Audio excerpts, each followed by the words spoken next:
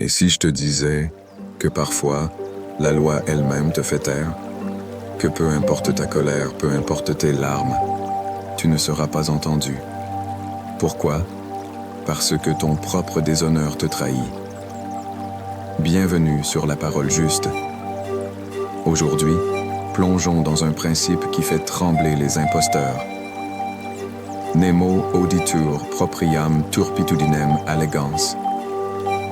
Nul ne peut se prévaloir de sa propre turpitude, et tu vas voir que cette règle n'est pas seulement juridique, elle est existentielle. Cette expression latine signifie « Nul ne peut être entendu lorsqu'il invoque sa propre faute pour se défendre ». Tu veux obtenir justice? Tu veux qu'on te croie? Alors ne t'appuie pas sur ta propre malhonnêteté. Ce principe, c'est bien plus qu'une règle. C'est un cri de bon sens. Imagine quelqu'un qui vole et qui ensuite réclame réparation parce qu'il s'est blessé pendant le vol. C'est absurde, et pourtant, certains essaient. Ce principe dit « stop ». Il dit « tu n'auras pas gain de cause si ta cause est sale ». Dans un monde où certains veulent les avantages sans les responsabilités, où beaucoup crient à l'injustice sans se regarder dans le miroir, Nemo auditur remet les pendules à l'heure. Il te pousse à être cohérent, à assumer. Tu ne peux pas planter la graine de la tricherie et ensuite demander à récolter la justice. Ce principe, ce n'est pas que pour les tribunaux, c'est pour ta vie. Si tu mens à ton entourage, ne t'étonne pas qu'on ne te croie plus. Si tu triches, ne sois pas surpris qu'on doute de ton mérite. Ce principe te dit « ne construis rien sur la honte », car tout ce qui naît de la honte s'écroule.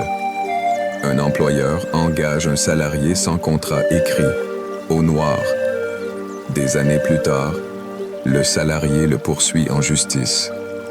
L'employeur crie « il a accepté, lui aussi, le travail illégal ».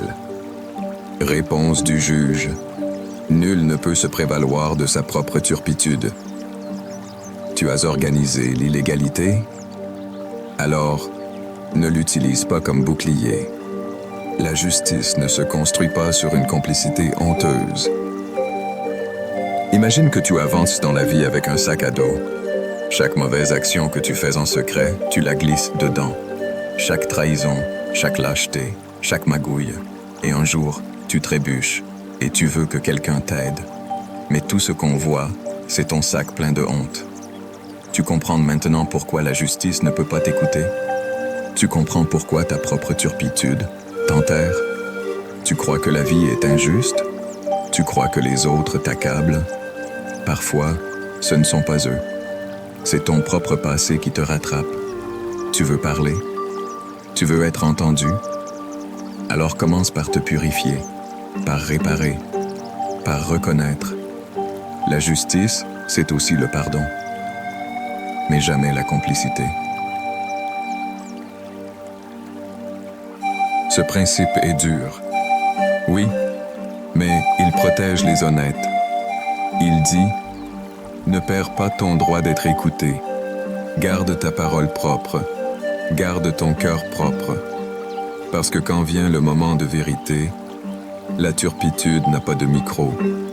Aujourd'hui, regarde en toi-même. Pose-toi cette question simple. Est-ce que je pourrais me défendre sans honte? Est-ce que mes paroles sont soutenues par mes actes? Si la réponse est oui, alors continue. Si la réponse est non, alors commence à changer. Parce que le monde n'écoute pas les faussaires. Le monde écoute les justes. Et toi, tu veux être entendu? Alors, sois digne d'être écouté. Merci d'avoir suivi cet épisode de La Parole Juste.